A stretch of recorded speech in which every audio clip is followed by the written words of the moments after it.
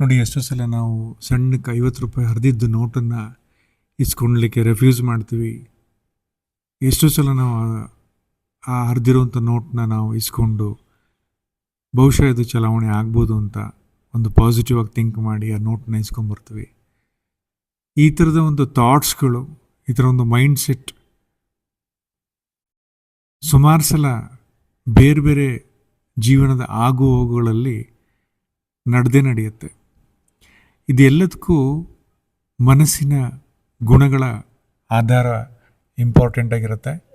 ಇದರಲ್ಲಿ ಮೇನ್ ಸಾತ್ವಿಕ ಗುಣ, ರಾಜಸಿಕ ಮತ್ತು ತಾಮಸಿಕ ಗುಣಗಳಂತ ಹೇಳ್ತೀವಿ. ಸಾತ್ವಿಕ ಗುಣ ಅಂತ ಹೇಳಿದ್ರೆ ಒಬ್ಬ ವ್ಯಕ್ತಿ ತುಂಬ ಸ್ವಚ್ಛತೆಯಿಂದ ಇರುವಂಥದ್ದು, ಶುಭ್ರವಾದ ಸ್ವಚ್ಛವಾದ ಉಡುಪುಗಳನ್ನ ಧರಿಸ್ತಾನೆ, ತುಂಬ ಕ್ಲೀನಾಗಿರ್ತಾನೆ, ಮನೆಯೂ ಕೂಡ ತುಂಬ ಸ್ವಚ್ಛವಾಗಿ ಇಟ್ಕೊಂಡಿರ್ತಾನೆ, ಅವನ ಮನಸ್ಸು ಕೂಡ ತುಂಬಾ ಸ್ವಚ್ಛವಾಗಿರುತ್ತೆ, ಯಾರಿಗೂ ಕೂಡ ಬೈಯೋದಿಲ್ಲ, ಶ್ರೇಷ್ಠತನದಲ್ಲಿ ಭಾರಿ ಇಷ್ಟಪಡ್ತಾನೆ, ಬೆಳಗ್ಗೆ ಜಲ್ದಿ ಹೇಳ್ತಾನೆ, ವ್ಯಾಯಾಮ ಮಾಡ್ತಾನೆ, ಯಾರಿಗೂ ಕೂಡ ಅವನು ನೋಯಿಸೋದಿಲ್ಲ.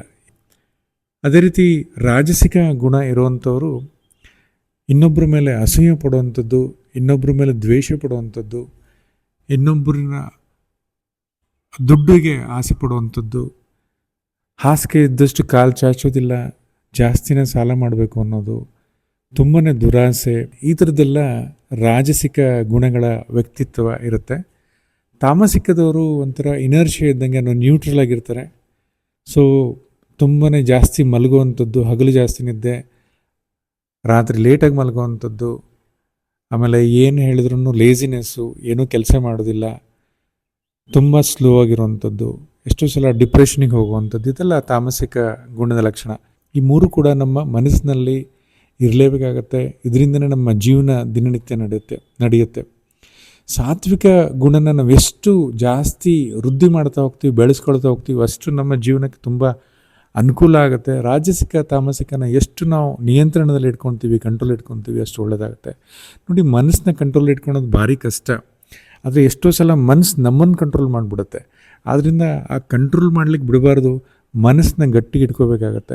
ಹಿಂದಿನ ಘಟನೆಗಳು ಏನು ನಡೆದೋಗಿರೋ ಅಂಥದ್ದು ಅದು ನಾವು ಏನೂ ಬದಲಾವಣೆ ಮಾಡಲಿಕ್ಕೆ ಆಗೋದಿಲ್ಲ.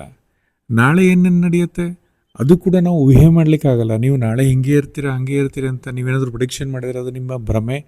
ಸೊ ಆ ಥರ ಇರ್ಲಿಕ್ಕೆ ಸಾಧ್ಯ ಇಲ್ಲ.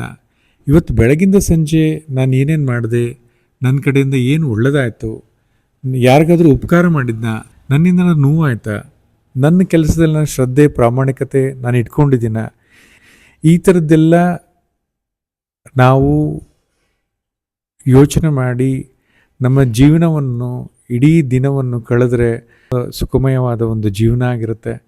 ನಾವು ಇನ್ನೊಬ್ಬರ ಮೇಲೆ ಡಿಪೆಂಡೆಂಟ್ ಆಗಬಾರ್ದು. ಹಾಗೆ ಜೀವನದಲ್ಲಿ ಅತಿಯಾಸೆ ಬೇಡ, ಸಾತ್ವಿಕ ಗುಣನ ನಾವು ಜಾಸ್ತಿ ಬೆಳೆಸ್ಕೊಂಡು ಈ ರಾಜಸಿಕ ಮತ್ತು ತಾಮಸಿಕ ಎಂಟಿಟಿ ಏನಿದೆ, ಈ ನೆಗೆಟಿವ್ ಮತ್ತು ನ್ಯೂಟ್ರಲ್ ಎಫೆಕ್ಟ್ಸ್ ಏನಿದೆ, ಅದನ್ನು ಬ್ಯಾಲೆನ್ಸ್ಡಾಗಿ ಇಟ್ಕೊಂಡು ಜೀವನ ಮಾಡ್ಕೊಂಡು ಹೋದರೆ ಖಂಡಿತವಾಗಲೂ ನಮ್ಮ ಜೀವನ ಸುಖಮಯವಾಗಿರುತ್ತೆ.